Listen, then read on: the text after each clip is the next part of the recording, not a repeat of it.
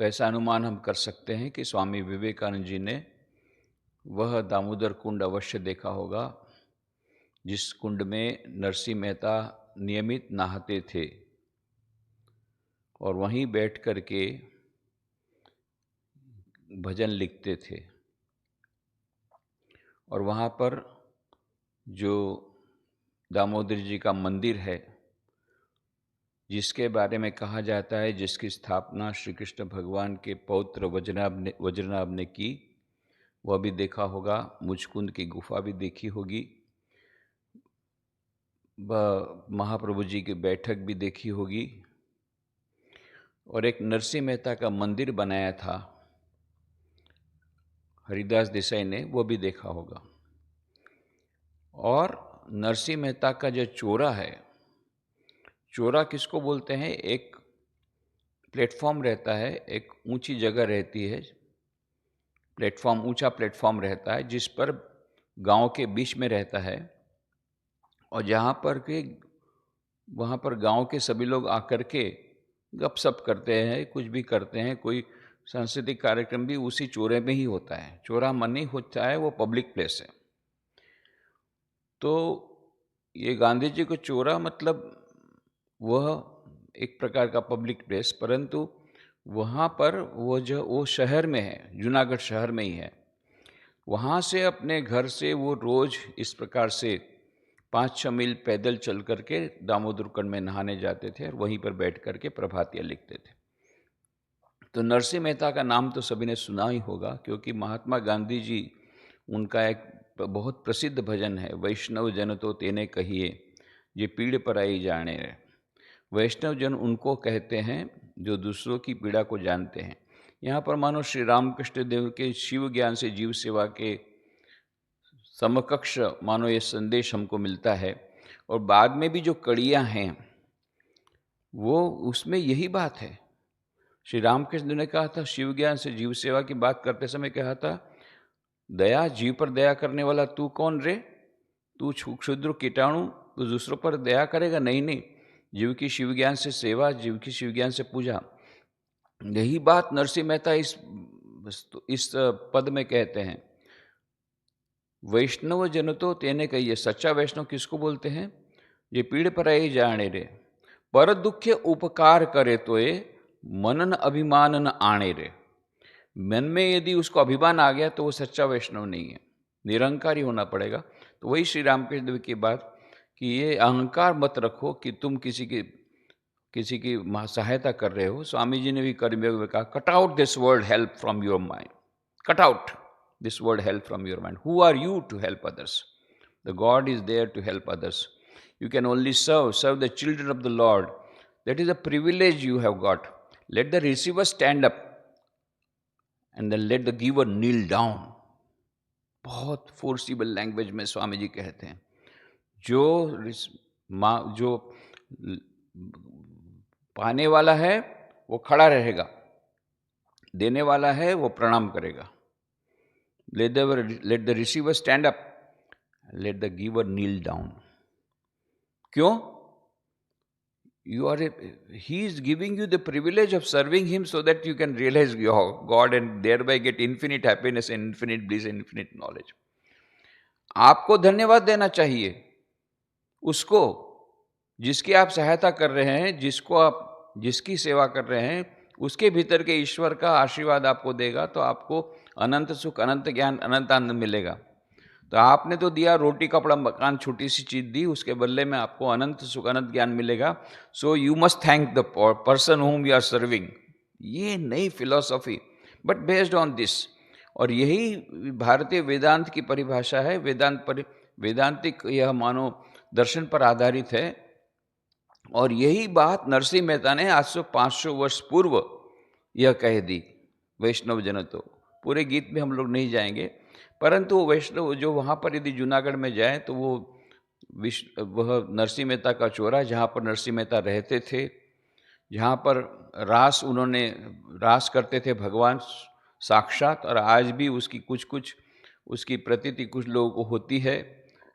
एक रास मंडल का भी चौरा अभी भी है। उस नरसिंह मेहता का चौरा एक बहुत बड़ा मकान है, बहुत बड़ी जगह है। जिसमें 3 या 4 भाग हैं। एक है रास का चोरा, चोरा मतलब प्लेटफ़ॉर्म, जहाँ पर कि रास ऐसा कहते हैं कि आज भी भगवान की लीला होती है, वो रास खेलते हैं कृष्ण राधा। इधर एक छोटा-सा मंदिर है जिसकी पूजा, दामोदर जी की पूजा श्री ये नरसिंह मेहता स्वयं करते थे। फिर जिस नरसिंह मेहता जिस कमरे में रहते थे उसको भी उस प्रकार रखा गया। फिर एक एग्ज़िबिशन है नरसिंह मेहता के जीवन संदेश पर, नरसिंह मेहता की छोटी मूर्ति भी है, बैठाई गई है। ये सब कुछ वह नरसिंह मेहता के चोरा में मिलेगा, जो कि शहर के बीचों-बीच है। तो उसको आप लोग देख सकते हैं। तो नरसिंह मेहता का यह जीवन अत्यंत संक्षेप में हम देखें तो तलाजा नाम की एक जगह है भावनगर ज़िले में, वहाँ पर उनका जन्म हुआ ईस्वी सन 1413 या 14 के बीच, 1 आध 2 साल का अंतर हो सकता है। और उनके पिताजी की मृत्यु हो गई, जब बचपन में ही उनके पिताजी की मृत्यु हो गई। और उनके भाई का नाम था बंशीधर और भाभी का नाम था दुरित गौरी। और ये फिर बाद में जूनागढ़ चले जाते हैं, तो वो भी उनके भाई के साथ, क्योंकि दोस्तों माँ बाप दोनों पिताजी की मृत्यु हो जाती है, तो वो दादी माँ के साथ और बंशीधर और भाभी के साथ वो चले आते हैं जूनागढ़। जो दादी माँ का नाम जयकुरी था ऐसा कहते हैं। तो 8 साल तक ऐसा कहते हैं कि वो गूंगे थे, कुछ बोलते नहीं थे, तो सब सोचा ये सारा जीवन भर गूंगा रहेगा। पर बाद में दादी माँ उनको साधु गोविंद दास नाम के एक साधु के पास ले गई। उनको जब ये बताया था, साधु गोविंद दास उसको देख करके प्रसन्न हुए। उन्होंने कहा इसके लक्षण से लगता है ये बहुत महान जीव है, और फिर उन्होंने उसको बुलवाया राधे गोविंद। ये सबसे पहला शब्द राधे गोविंद निकला। बस उसी नाम से वो एकदम राधे गोविंद से जो शुरुआत हुई, तो सारा जीवन वो राधे गोविंद में उनका जीवन रहा। पहला शब्द राधे गोविंद, और ये राधे गोविंद नाम उन्होंने सब जगह प्रचलित किया। जो भी आते थे राधे गोविंद के नाम से कीर्तन करते थे, सबको राधे गोविंद राधे गोविंद राधे गोविंद, ये शुरू हो गया। और रात दिन मस्ती में रहते थे, भक्ति की मस्ती में। इधर ये वैसे तो वो लोग नागर ब्राह्मण थे, और नागर ब्राह्मण थे, और उनका ओरिजिनल सरनेम पंड्या था। पर उनके जो ग्रैंडफादर थे पुरुषोत्तम दास, पिताजी का नाम था कृष्ण दामोदर, और ग्रैंडफादर का नाम था, दादाजी का नाम पुरुषोत्तम, ये पुरुषोत्तम दास। उन्होंने पंड्या में से चेंज कर दिया मेहता। मेहता किसको बोलते थे उस समय के ज़माने में? मेहता जी बोलते। मेहता जी किसको बोलते थे? जो पूरा हिसाब किताब रखते थे और एडमिनिस्ट्रेशन करते थे। तो एडमिनिस्ट्रेशन की लाइन में आ गया, पहले उसके पहले बिजनेस करते थे। तो ये पंड्या में से ये मेहता हुए, ये 2 पीढ़ी से। फिर जब देखा कि ये तो कुछ करता नहीं है, पढ़ाई लिखाई में भी उसका मन नहीं है, पढ़ाई लिखा में जाता था स्कूल में, तो वहाँ भी राधे गोविंद करता था, तो मास्टर लोगों ने भी उसको स्कूल से निकलवा लिया। उसके भाई भी परेशान हो गया, भाभी तो खाने भी नहीं देती थी। भाभी ने बहुत अत्याचार किया कि एकदम निकम्मा निकला छोटा भाई। अब दादी माँ ने सोचा कि मेरे जीते जी इसको कुछ तो करूँ, तो शायद कुछ जिम्मेदारी उसके सिर पे आएगी तो कुछ ठीक हो जाएगा, करके उसकी शादी करा दी माणिक बाई के साथ। माणिक बाई जूनागढ़ के पास के ही गांव की थी लड़की, बहुत वो भी भक्तिमती थी सौभाग्य से। तो दोनों भक्ति में रहते थे। बाद में ये 1428 की बात है, 1414 में जन्म हुआ, लगभग 15 साल की उम्र में 1428 में शादी हुई। 1430 में उनको सामलदास नाम का लड़का हुआ, और 1432 में कुंवरबाई नाम की एक पुत्री का जन्म हुआ।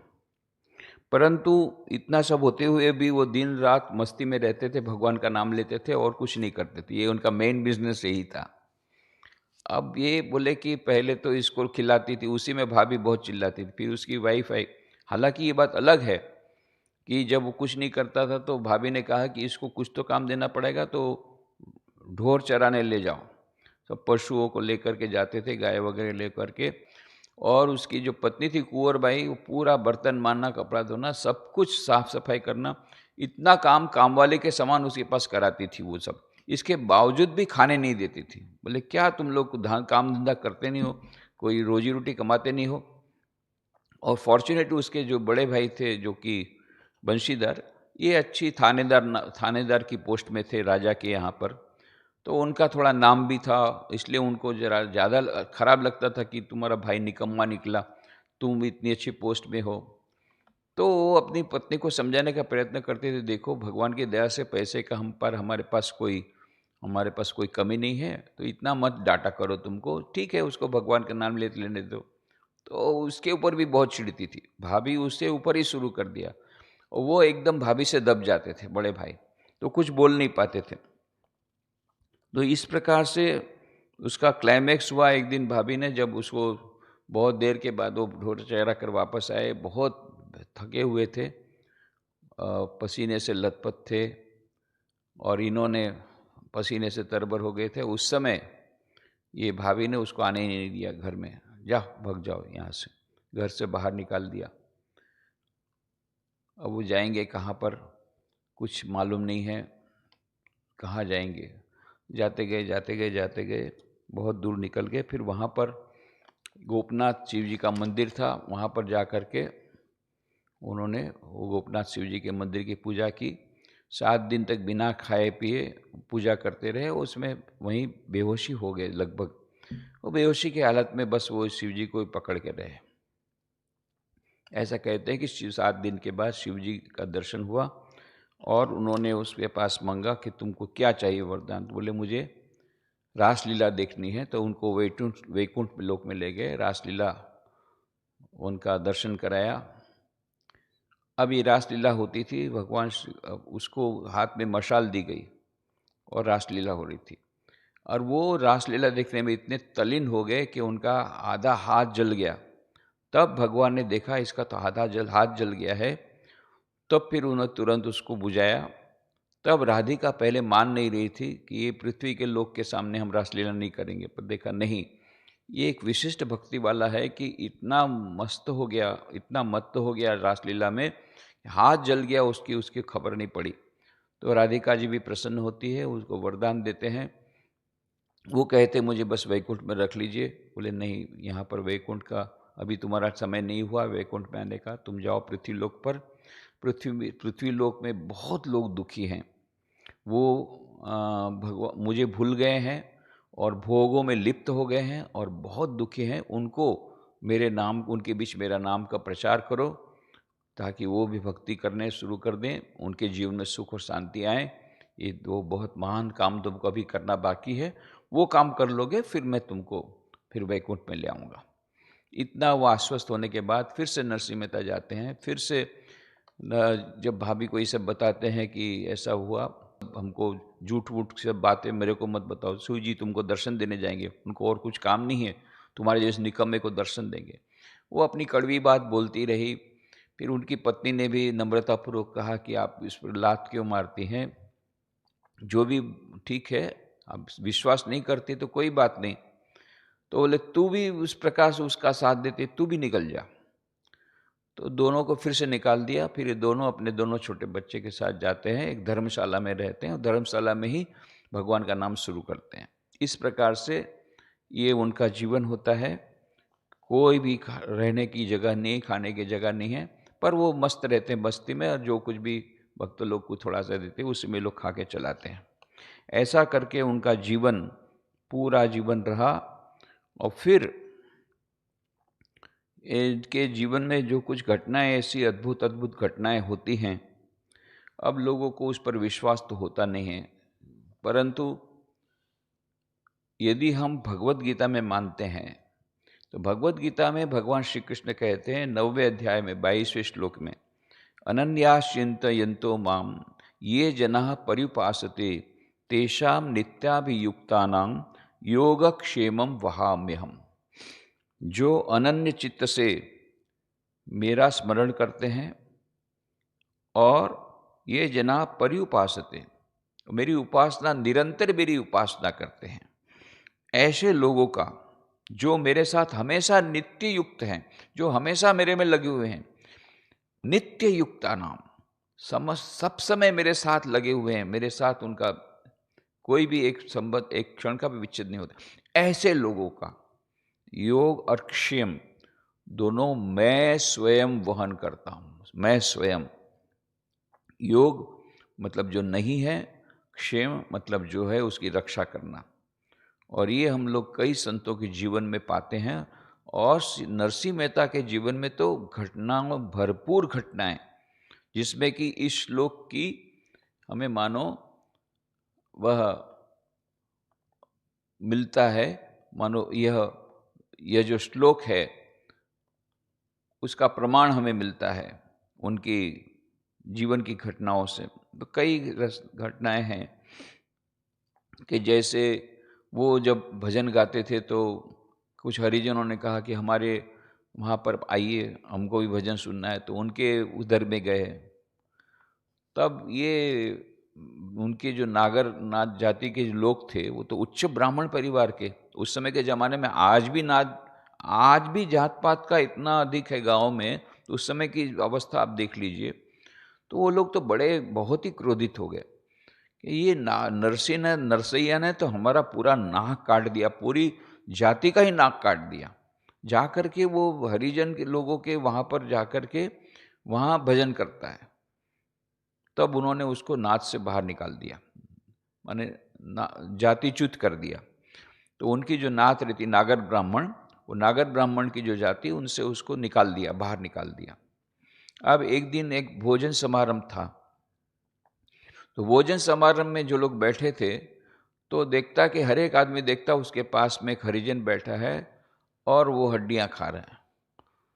हर एक आदमी को ऐसा ही फीलिंग हुआ, सब लोग गए इसमें कैसे हम लोग खा सकते हैं। तो सब लोगों ने मिलकर के बोला क्या बात है, क्योंकि नरसिंह मेहता को बुलाया नहीं था।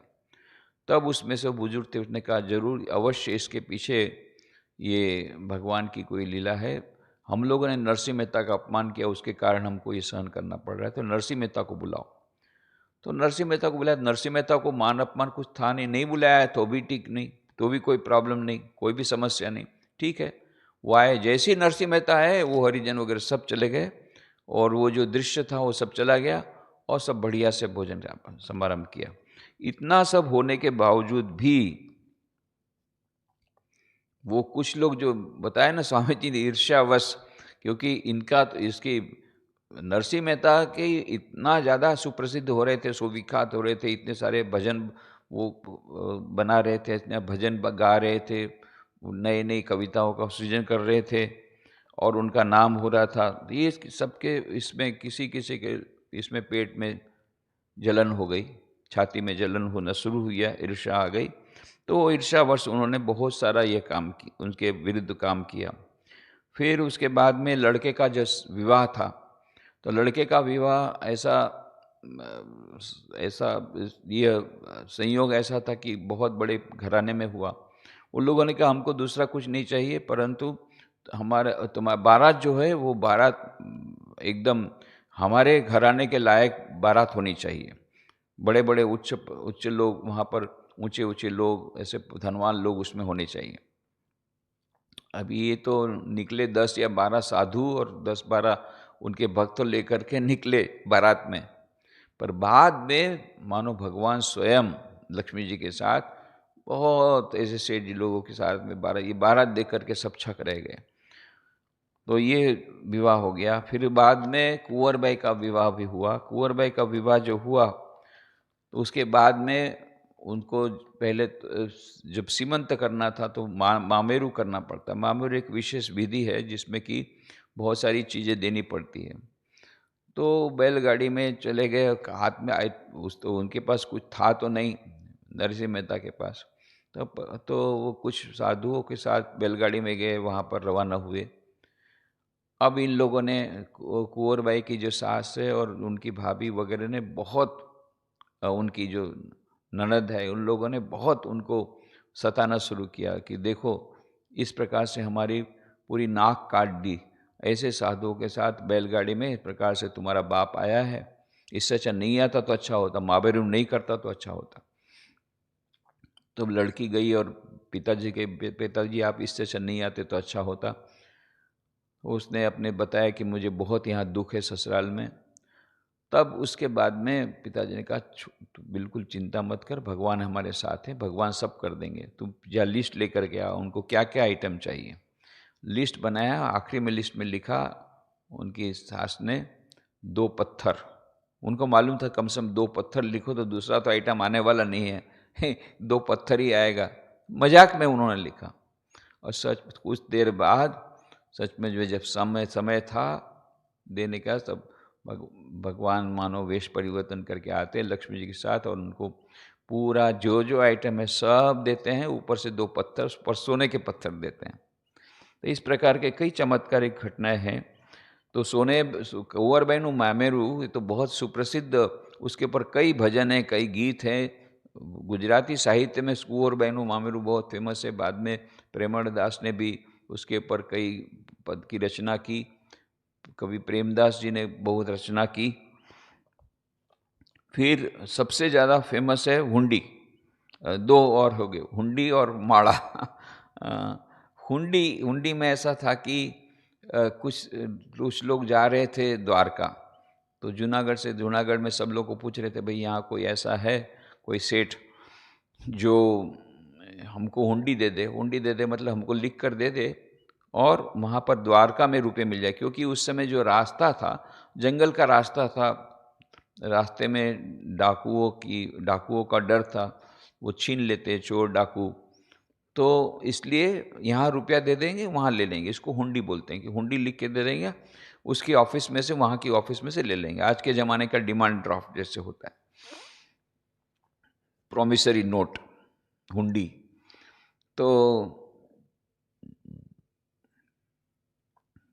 अब इन लोगों ने कुछ जो जलते थे, उनसे ईर्ष्या करते थे, इन लोगों ने मजाक में कहा, अरे हाँ, यहाँ तो नरसिंह मेहता बहुत बड़ा सेठ है जाइए उसके पास, वो हुंडी आपको लिख देगा। तो गए नरसिंह मेहता भाई मैं ये सब नहीं करता हूँ, मैं तो केवल भगवान का नाम जानता हूँ। नहीं बोले, गांव के सब लोग ऐसा बोलते हैं। तब क्या करे, भगवान की ये इच्छा समझ करके ले लिया, 700 रुपया लेकर के गरीबों को खिला दिया और भजन शुरू किया, भगवान मारी हुंडी स्वीकार जो भगवान, सांबड़ा गिरधारी। बहुत सुंदर भजन है वो, आपने 2-3 दिन से सुना उसको, बहुत सुंदर वो भजन करते हैं। और उधर वहाँ जाते हैं द्वारका में बोलते कोई सामड़दास सेठ यहाँ पर है क्या? सामड़दास सेठ बोले कोई यहाँ सामड़दास सेठ है ही नहीं। सभी ने बोला नहीं है, तो निराश हो गए। किसी ने बोला आपको किसी ने ठग दिया है, उन्होंने भी सोचा ठग दिया है। ऐसा करके फिर वो द्वारका मंदिर से करीब 2 किलोमीटर दूर एक जगह बैठे थे, हताश होकर के गए 700 रुपया, और अभी यहाँ पर हम लोग नई जगह पर बिना पैसे के क्या करेंगे। उसी समय सेठ जी आते हैं, सामरदास सेठ बोलते कहाँ से तुम लोग को? नरसिंह मेहता ने भेजा? बोले हाँ हाँ हाँ। अरे मैं तुम लोग को ढूंढ रहा हूँ। अरे 700 रुपया तुमको देने का है ना? बोले हाँ हाँ, उसी के लिए तो बैठे हैं हम लोग, ले लो 700 रुपये ले लो। तो बोले आप कौन है? बोले मैं तो उनका नौकर हूँ सामरदास सेठ बोलते हैं, भगवान जो सामरदास सेठ के रूप में। बोले आप कौन है? बोले मैं वो नरसिंह मेहता का नौकर हूँ। सचमुच में तो भागवत में, श्रीमद् भागवत में यह बात आती है, जहाँ भगवान कहते हैं अहम भक्त पराधीन हूँ। ऐसा मत सोचो कि मैं स्वाधीन हूँ, नहीं, मैं भक्तों के अधीन हूँ, मैं भक्तों का गुलाम हूँ। भक्त जैसा कहते हैं मुझे करना पड़ता है। तो ये कहते मैं तो नौकर हूँ। ये हमारे बड़े सेठ हैं नरसिंह मेहता। ये हुंडी स्वीकार जो के ऊपर भी बहुत सारे भजन वगैरह हुए हैं। और लास्ट आता है माड़ा। अभी सब लोगों ने देखा कि ये किसी प्रकार से वश में नहीं आ रहा है, तो जाकर के राजा को कंप्लेन कर दी कि ये सब आपकी पद जो सुनाता हूँ मैं आप लोगों को, राधा कृष्ण की लीला के नाम से बहुत ही अनैतिक कार्य कर रहे हैं, बहुत अनैतिक कार्य करते हैं। और देखो उसने अपने लड़के को भी मार डाला। फिर बड़े भाई की जो भाभी थी, वो भाभी ने भी एक बार, भाभी ने बहुत ज़्यादा जब अत्याचार शुरू किया, तो भाई ने कहा तो मैं तो अपने छोटे भाई के साथ रहूँगा, क्योंकि उन्होंने बहुत समझकर देख लिया था। तो भाभी ने बोला या तो फिर ऐसा करोगे तो मैं मर जाऊँगी कुएं में। बोले तुम जाओ, मर जाओ। मैं जाते हूँ मरने के, हाँ तुम मर जाओ। मैं जाती हूँ मरने, हाँ तुम मर जाओ। 3 बार बोला तो जा करके कुएं में मर गई गिर के भाभी। तो सब लोगों ने कंप्लेंट किया ये बड़ा हत्यारा है, भाभी को भी मार डाला, अपने लड़के को मार डाला, अपनी वाइफ को मार डाला है, ये हत्यारा है और ऐसे अनैतिक कार्य कर रहा है। ये राधा कृष्ण की लीला का आप सूझिए तो, कीर्तन तो सुनिए, इनका पद तो सुनिए। ऐसा अनैतिक कार्य यहां पर कर रहा है, इसको जल्दी से तुरंत सजा देनी चाहिए। तो उसके बाद में राजा ने बुलाया उनको, बुलवाया नरसिंह मेहता को। बोले ऐसा सब काम? बोले नहीं, तो मैं तो केवल भक्ति का प्रचार कर रहा हूँ। बोले ये सब पद वगैरह तुम चर्चा किए, रच किए, सबको मार डाला। उन्होंने कहा मैंने कुछ नहीं किया। फिर भी बोले नहीं, तुमको, तुम बोलते हो भगवान तुम्हारी बात सुनते हैं, भगवान तुम्हारे ये करते हैं, ठीक है, तुमको हम ये परीक्षा करते हैं, आज रात को तुमको बांध के रखा जाएगा इधर, उधर दामोदर जी के मंदिर में हमारे वहाँ पर माला दी जाएगी। ये माला यदि सुबह तक में तुम्हारे गले में नहीं आई तो कल सुबह तुमको फांसी की सजा दी जाएगी, तुम्हारी हत्या कर दी जाएगी। ये परीक्षा हम लेते हैं, तुम्हारी भक्ति की परीक्षा। भगवान ने नरसिंह मेहता भगवान को कहता, भगवान ऐसी कड़ी परीक्षा तुम ले रहे हो, अब तुम ही बाजी संभालो। इस बीच क्या हुआ था कि ये नरसिंह मेहता जब भी प्रॉब्लम में था, कोई भी कभी भी कोई भी जाति समस्या हो, किसी प्रकार की समस्या होती थी, वो केदारनाथ जाते ही भगवान स्वयं उपस्थित होकर के सब कुछ उनका कार्य करते थे। ये इन लोगों को पता हो गया था। इसलिए उन्होंने किसी को बोला कि कोई आदमी कि मुझे जल्दी से 70 रुपया चाहिए, नहीं तो मेरी लड़की की शादी नहीं होगी। बोले मेरे पास रुपया नहीं है। तो बोले ठीक है, एक साहूकार को बोला कि आप उसको रुपया दे दीजिए, मैं बाद में दे दूंगा। नहीं, बोले तुम कुछ तो तुमको रखना पड़ेगा, गिरवी रखना पड़ेगा, तुम्हारा केदार का राग गिरवी रख दो। तो उन्होंने दूसरों की सहायता करने के लिए, उनका हृदय इतना कोमल था, तो उन्होंने वो केदार राग, जो अपना फेवरेट राग, वही गिरवी रख दिया। 70 रुपया उसको दे दिया, वो तो चला गया, उसके लड़के की शादी हो गई। इधर अब जब ये परिस्थिति आई तो केदार राग के बिना तो कुछ भगवान आएंगे नहीं। ये बहुत भगवान का नाम ले रहे हैं, भगवत भगवान का नाम ले रहे हैं, पर वो केदार राग के बिना तो कोई इफेक्ट आती नहीं है। तब सब समझ गए कल नरसिंह मेहता खत्म हो जाएंगे, क्योंकि एकदम अभी कुछ क्षण ही बचे थे, सुबह होने में, प्रातः होने में कुछ ही क्षण बचे थे बस। उसके बाद सब लोग समझ गए अभी सब बाजी खत्म। उसी से मैं भगवान एकदम से करते हैं कि ये नरसिंह तो किसी हालत में वो अपना केदार राग गाएगा नहीं। इतना उसकी सत्य के प्रति क्या निष्ठा है कि क्योंकि मैंने केदार राग, उसको मालूम है मरने वाला हूं, फिर भी केदार राग नहीं गा रहा है। क्यों? केदार राग मैंने गिरवी रखा है। तब जाकर के भगवान जाकर के नरसिंह मेहता के रूप में जाते हैं, ऐसा सब कहते हैं। कहानी में ऐसा ही कहा गया है। वो खुद जाकर के नरसिंह मेहता के रूप में जाकर के वो जो केदार 70 रुपये दे करके उस पैसे उस धनवान के पास से केदार राग को छुड़वाते हैं। छुड़वा करके उसके बाद लिखवाते हैं, मैं ये केदार राग, तुम्हारा केदार राग के बदले में जो तुमने रुपया लिया था, रुपया मुझे मिल गया है, अभी केदार राग तुमको वापस करता हूँ। ये कागज अचानक नरसिंह मेहता की गोद में पड़ता है। जब ये कागज उन्होंने देखा, बस फिर उन्होंने केदार राग शुरू किया। केदार राग जैसे शुरू किया, तब क्या भगवान वहाँ प्रकट हो जाते हैं, और वो माला जो दामोदर के सिर वहाँ पर थी, शोभायमान थी, धीरे धीरे आकर के नरसिंह मेहता के गले में आ जाती है। और सभी लोग फिर नरसिंह मेहता को प्रणाम करते हैं। राजा स्वयं प्रणाम करता है कि मुझे क्षमा कीजिए, मैंने आपकी इस परीक्षा ली, आपको जो चाहिए उसके बदले में आप मांग लीजिए। तो उन्होंने इतना ही कहा, राजा ऐसी परीक्षा और किसी भक्त की मत लेना, क्योंकि उसमें भक्तों को कष्ट नहीं होता, कष्ट होता है मेरे प्रिय भगवान को, उनको ये सब करना पड़ता है बाद में। तो ऐसी परीक्षा दूसरे किसी की मत लेना, इतना ही मैं तुमसे चाहता हूँ। और फिर उसके बाद भगवान को बोलते, भगवान बहुत लीला हो गई, अब मुझे तुम्हारे पास रख लो, सब कुछ मैंने सहन किया, पर अब मुझे रख लो कि ये सब यहाँ संसार में सब लोग ऐसे लोग हैं, फिर भी इनके बीच में मैंने भक्ति का प्रचार करने का पूर्ण प्रयास किया है, बस अभी मेरी एकमात्र कामना है मैं तुम्हारे में मिल जाऊं। ऐसा कहते हैं कोई कि वो बाद में मांगरोड़ गए उनके काका के यहाँ, वहाँ पर उनकी मृत्यु हो गई। कोई बोलते हैं वहीं जूनागढ़ में मृत्यु हुई, कोई बोलते हैं वो द्वारकाधीश में गए, द्वारकाधीश में जाकर के लीन हो गए। पर वो लगभग उस समय उनकी उम्र 75 से 80 साल की उम्र में ही उनकी मृत्यु हुई है। 1488 में कहते हैं उनकी एडी 1488 एडी में उनकी मृत्यु हुई। ऐसा कहते हैं उन्होंने लगभग 22,000 से अधिक पदों की रचना की है।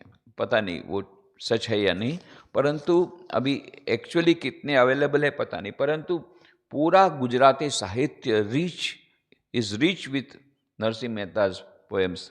पर अभी उसके बारे में तो चर्चा करने का समय नहीं है। पर एक एक से बढ़ कर के जो उनके जो पद हैं, एक एक से एक बढ़ कर के, जैसे वो वैष्णव जन तो तेने कही है तो बहुत फेमस हुआ, पर उसके अलावा भी सुख दुख मनमा ना आणिए, घट साथे रे घड़िया, टाड़िया ते कोई ना नव टड़े, जदुनाथ ना चढ़िया।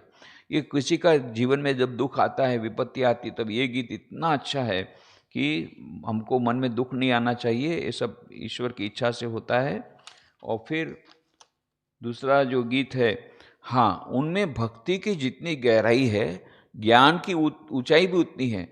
अद्वैत वेदांत को अत्यंत सरल भाषा में, तो कितने बड़े ज्ञानी होंगे कि जैसे श्री रामकृष्ण कहते हैं कि समाधि के ऊपर की भी एक अवस्था है जहाँ पर सर्वम खलु इदम ब्रह्म, सर्वम खलु इदम ब्रह्म, वो सब जगह वही ईश्वर विराजमान है। उसको श्री रामकृष्ण कहते हैं, वो भी उच्चतम अवस्था। उसका वर्णन यहाँ पर नरसिंह मेहता कई पदों में करते, जिसमें कि बहुत सुप्रसिद्ध उनका पद है, अखिल ब्रह्मांड माँ एक तु श्रीहरि, जुजवे रूप अनंत भाषे, देह माँ देवतु, तेज माँ तत्वतु, शून्य माँ शब्द थे वेद भाषे। हे प्रभु, तुम अखिल ब्रह्मांड में, हे हरि तुम ही तुम हो। जुजवे रूप अनंत भाषे, जो अनंत रूप है वो तो रूप मात्र है, अंत तो हेमनु हेम होए। जब रूप निकाल दो अंत में तो सोने के कई कई गहने होते हैं, पर उनको गला दिया जाता है तो सोना ही बन जाता है, सब फॉर्म। उसी प्रकार से जितने पृथ्वी पर ये संसार में जितने भी जीव हैं, जितने भी रूप हैं, ये सब को रूप निकाल दो तो अंत तो हेम नु हेम हुए, वही रह जाएगा। क्या? हरि तुम रह जाओगे। तो सचमुच में वही ब्रह्म, एक अखिल ब्रह्मांड में एक तो श्री हरि, वही सर्वम खलु इदम ब्रह्म की भावना को, वेदांत की भावना को अत्यंत सरल भाषा में उन्होंने कई पदों में कहा है। जागिने जो तो जगत दिशे नहीं, ऊंगमा अटपटा भोग भाषे। माया का इतना सुंदर वर्णन मात्र एक कविता में, एक पोयम में। जागिने जो तो जगत दिशे नहीं, ऊंगमा अटपटा भोग भाषे, चित्त चैतन्य विलास तद्रूप छे, ब्रह्म लटका करे ब्रह्म पासे। क्या उनकी भावना देखो, ब्रह्म लटका करे ब्रह्म पासे। ब्रह्म निर्गुण निराकार पर ब्रह्म वो लटका कर रहा है उनके पास। किसके पास? ब्रह्म के पास। माने ये जो कुछ भी खेल है, ये सब खेल है, माया का खेल है। भीतर में तो वही, उसके भीतर में ब्रह्म विराजमान है। तो ऐसे कई सैकड़ों ऐसे पद आपको मिलेंगे जो कि बहुत ही भूतल भक्ति पदार्थ मोटो ब्रह्मलोक में नहीं रहे। और भक्ति की चरम व्याख्या और भक्ति की चरम अभिलाषा, एक भक्त की चरम अभिलाषा कैसे प्रकट करते हैं? हरि तो जननो मुक्ति न मागे, मागे जन्म जन्म अवतार रे, नित हरि कीर्तन सेवा स्मरण निरखवा नंद कुमार रे। बोले हरि का जो जन रहता है, जो रहता है सच्चा जो भक्त रहता है, वो मुक्ति नहीं मांगता। वो क्या मांगता है? जन्म जन्म अवतार रे। क्यों? नित हरि कीर्तन सेवा स्मरण निरखवा नंद कुमार रे। नित्य उत्सव, नित्य निरखवा, नित्य दर्शन, वो केवल यही चाहता है कि हमें हमेशा भगवान का भजन करेंगे। और वो चाहता है बार बार हम जन्म लें, बार बार भगवान का भजन करें और बार बार कीर्तन करें और बार बार उनको स्मरण कर लें। यही वो चाहता है सच्चा भक्त। इस प्रकार से एक एक से एक बढ़ कर के उनके जो पद हैं, उसमें भक्ति की गहराई, ज्ञान की गहराई, भक्ति की ऊंचाई, सब कुछ एक साथ हमको मिलती है। तो हम ये अनुमान करते हैं कि स्वामी विवेकानंद जब जूनागढ़ गए तो इस महान स्थल पर नरसिंह मेहता के चोरा का दर्शन उन्होंने किया होगा। और वो तो बहुत बड़े गायक भी थे, नरसिंह मेहता भी बड़े गायक थे। और वो ये सब शायद उन्होंने गीत सुने भी होंगे, ऐसे हम कल्पना कर सकते हैं। ओम शांति शांति शांति। हरि ओम तत्सत। श्री राम कृष्णार्पणमस्तु।